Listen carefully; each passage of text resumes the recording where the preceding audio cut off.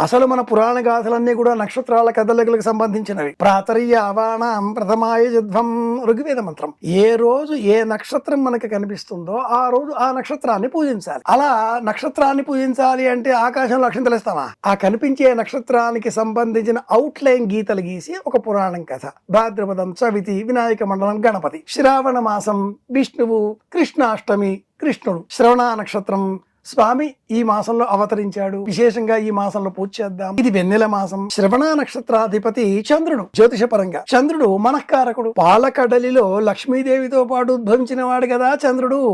అందుకే చంద్రుని మనమంతా మేనమామ అంటాం. లక్ష్మీదేవి అమ్మ, శ్రీమన్నారాయణమూర్తి తండ్రి. ఈ క్రమంలో చందమామ అయిపోయాడు ఆయన. అందుకని ఈ మాసంలో మనము ఉపవాస వ్రతం పాటిస్తూ, సప్తర్షి కృచ్ఛ చాంద్రాయణ వ్రతం, ఇవన్నీ ఉపవాస వ్రతాలు. చాతుర్మాస్య వ్రతం, ఇది కూడా ఉపవాస వ్రతం. ఈ విధంగా అంతర్ముఖులమై సూర్యాస్తమయం కాకంటే ముందే